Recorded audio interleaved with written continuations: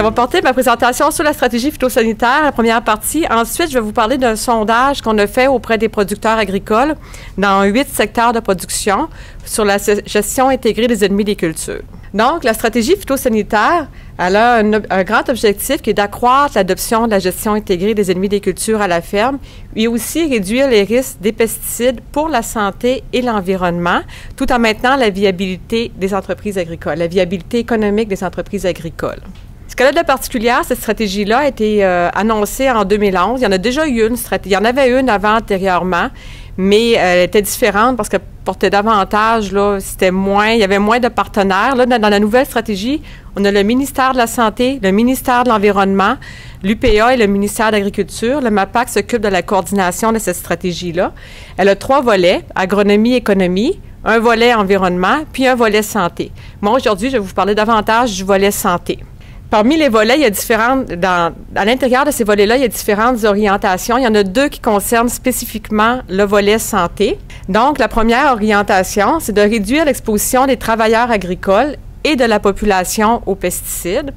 En lien avec ça, il y a 3 objectifs qui sont davantage ciblés, soit de réduire la dérive des pesticides, tant aériennes que terrestres, réduire aussi les risques d'exposition aux pesticides, soit l'entreposage, manipulation, délai de réentrée, puis ensuite, documenter les risques des pesticides et l'exposition des travailleurs agricoles aux pesticides. La deuxième orientation concerne davantage au niveau des résidus dans les aliments et produits végétaux. C'est pour poursuivre les efforts afin de réduire les résidus de pesticides. En lien avec cet objectif-là, cette deuxième orientation-là, c'est-à-dire, on avait promouvoir et encourager l'utilisation des pesticides homologués qui possèdent un plus faible risque pour la santé. On est chanceux, on a Sage Pesticides qui nous permet justement de faire la promotion de ces pesticides à plus faible risque. Et on a aussi un autre objectif qui est renforcer les programmes de surveillance des résidus de pesticides dans les fruits, dans les produits destinés à l'alimentation humaine. Donc, on sait qu'à chaque année, il y a une analyse des résidus de pesticides qui sont faits dans les aliments, notamment ceux produits au Québec. Donc, c'est poursuivre ces efforts et ne pas arrêter ça. Pour réaliser la stratégie, il y a plusieurs actions dans la stratégie. En fait, il y a 77 actions. On ne pouvait pas tout attaquer ça tout d'un bout, tout d'un gros morceau. Ce qu'on a fait, c'est qu'il y a eu des plans d'action. On a fait un premier plan d'action en 2011-2014 qui ciblait diverses actions en santé, en environnement ainsi qu'en agriculture. Et on est en train d'élaborer un deuxième plan d'action pour la période 2014-2018. Là, dans ce plan d'action-là, on va avoir 8 actions en santé, 6 en environnement, 13 en agriculture puis économie. Si vous voulez voir davantage un peu à quoi ressemblent les actions, moi, je ne rentrerai pas jusque dans ce détail-là. Ce que je vous invite, c'est qu'il est sur le site Internet du ministère, là, la stratégie. Ça fait que vous pouvez un petit peu aller voir, là, ceux qui ne sont pas au courant. Ça concerne quoi un peu ces actions-là? Donc, ça, c'est des réalisations concrètes qu'on a fait dans le premier plan d'action 2011-2014.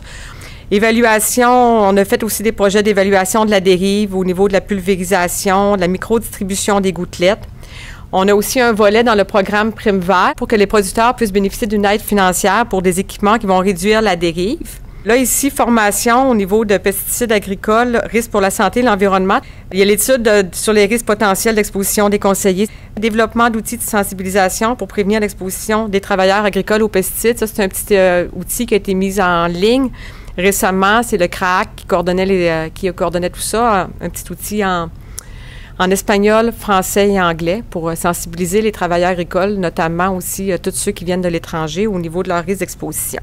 Ensuite, là, j'arrive tranquillement au résultat du sondage. Pourquoi on a fait un sondage sur la gestion intégrée? C'est qu'au départ, on a fait une stratégie phytosanitaire, mais on a dit qu'il faut accroître la gestion intégrée, mais on n'avait aucune idée qu'est-ce que les producteurs font.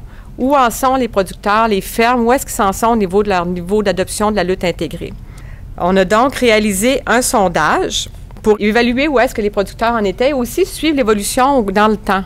Parce que notre objectif est de faire un autre sondage en 2017 et un autre en 2021.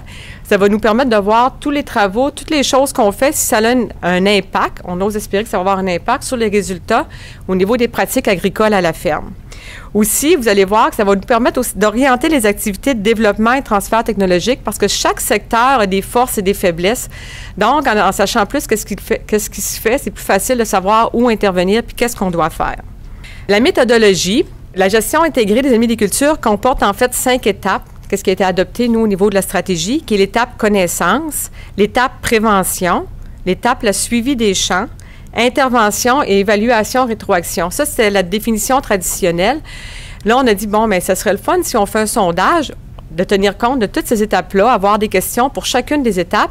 Mais il y a aussi quelque chose d'important, puis comme on l'a entendu plus tôt, ça serait le fun aussi de savoir au niveau de la gestion des pesticides à la ferme, qu'est-ce qui se passe? Parce que dans ces étapes-là, on ne voyait pas trop qu'est-ce qu'il en était. Ça fait qu'on a ajouté au sondage une section gestion des pesticides à la ferme qui fait partie de notre résultat de l'indicateur là, pour chacun des secteurs.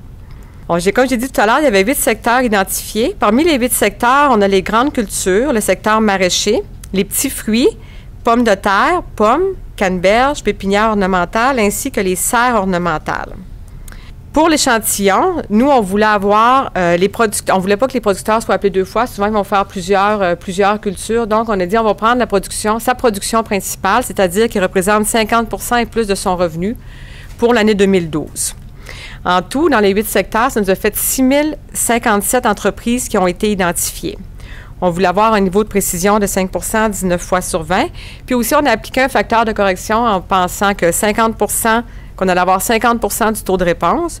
Donc, ici, un petit aperçu de l'échantillon. On voit que lorsque les producteurs étaient peu nombreux, en considérant le pourcentage de taux de réponse de 50 % il y a un 10 % d'inadmissibilité. Donc, certains secteurs, on devait appeler, rejoindre l'ensemble. En tout cas, notre échantillon représentait l'ensemble de la population, à l'exception des grandes cultures et des petits fruits. Pour l'ensemble du sondage, on a un taux de réponse moyen d'environ 59 %. Là, vous avez le détail pour chacun des secteurs. Comme j'ai dit tout à l'heure, il fallait que le sondage téléphonique ne dure pas une demi-heure au téléphone. Les producteurs auraient décroché. Donc, on a ciblé des questions pour chacune des étapes, c'est-à-dire pour avoir un peu la force pour chacune des étapes. Puis aussi, dans la section gestion des pesticides, ça c'est un exemple des questions qui étaient posées à peu près à la plupart des secteurs de production. Il y avait quelques petits ajustements, là, pépinières ornementales. Des fois, bon, ça peut être différent, serres ornementales par rapport aux grandes cultures. Il y avait des questions qui étaient adaptées, mais c'est à peu près les questions qui étaient posées. Les producteurs devaient répondre, c'était pas des questions ouvertes. Souvent, il y avait le choix de répondre s'ils faisaient jamais la pratique. À ce moment-là, il y avait 0 point. S'ils faisaient rarement la pratique, il y avait 34 % des points. La plupart du temps, la pratique, 66 % des points. Et la totalité, toujours la pratique. Donc, à ce moment-là, il y avait 100 % des points. Pour le sondage, pour voir les questions, faire les questionnaires et tout, on a consulté les gens du MAPAC, de l'IRDA, l'IGDO, puis aussi, j'ai oublié ici, le club d'encadrement technique là, des producteurs de canneberge. Là, j'arrive au résultat ici au niveau de la gestion des pesticides. Il y avait une question qui posait, est-ce que vous utilisez les équipements de protection individuelle lors de la préparation de bouillie? On avait la question, est-ce que vous portez les gants? Est-ce que vous portez le masque, les bottes, des vêtements de protection et les lunettes?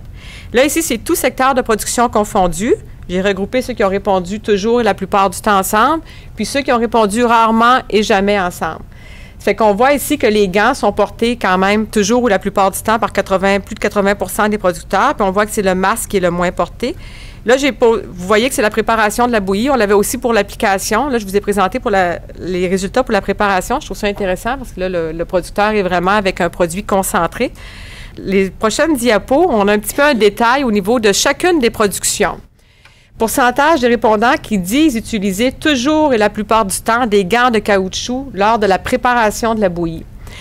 On voit que les producteurs de la canneberge se protègent beaucoup plus que par exemple les producteurs de petits fruits. On voit une variation au niveau de chacun des secteurs de production. Les gants, c'est l'équipement qui est le plus porté par les producteurs. Ici, on a le port des vêtements de protection pour la préparation de la bouillie.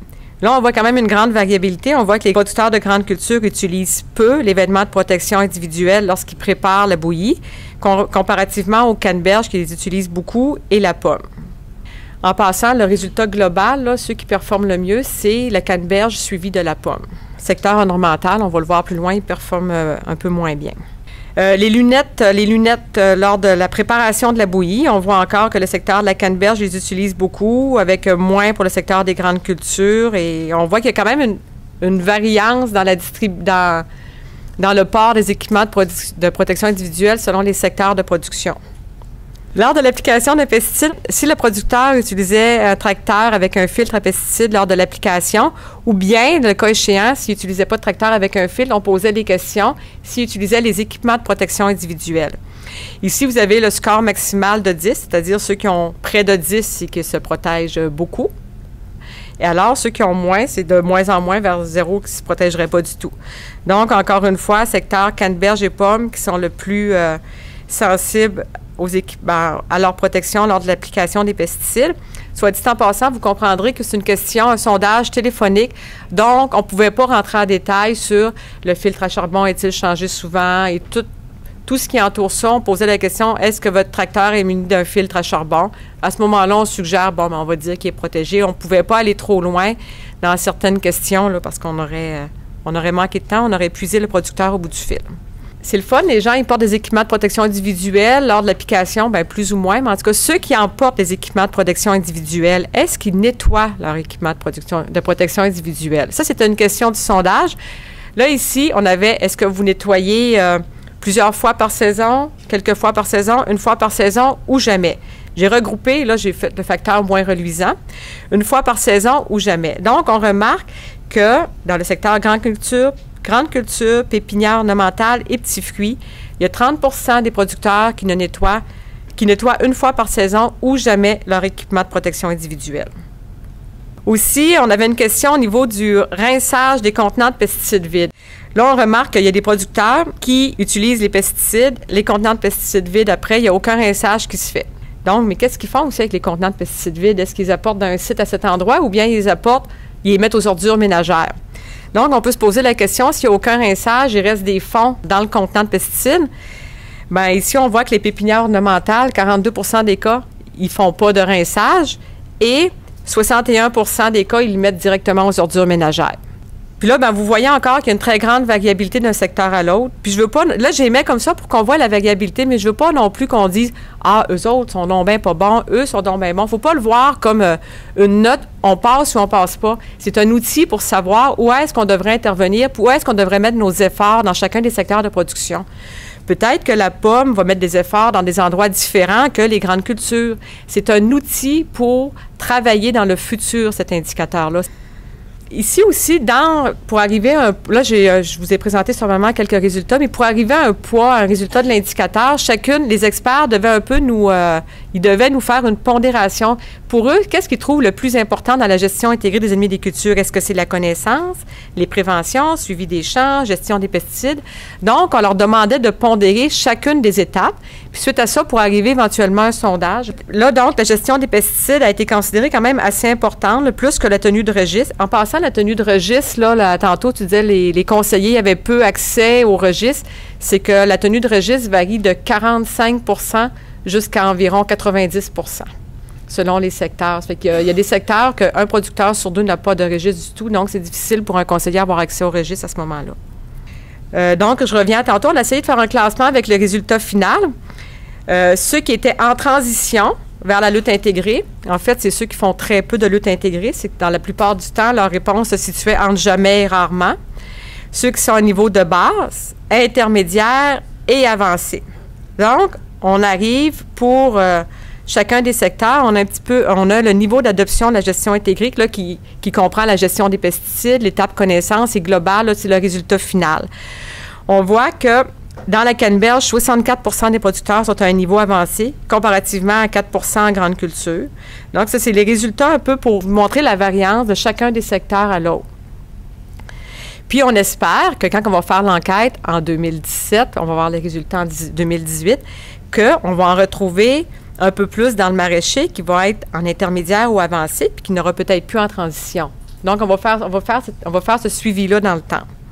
Là, on a plein de résultats intéressants. On va faire un autre sondage. Puis donc, la suite des actions à entreprendre et tout, bien là, on a besoin de tous les gens du secteur. On a besoin des personnes dans le milieu pour nous aider à faire des progrès, appuyer les producteurs, appuyer les conseillers, des transferts de connaissances à faire.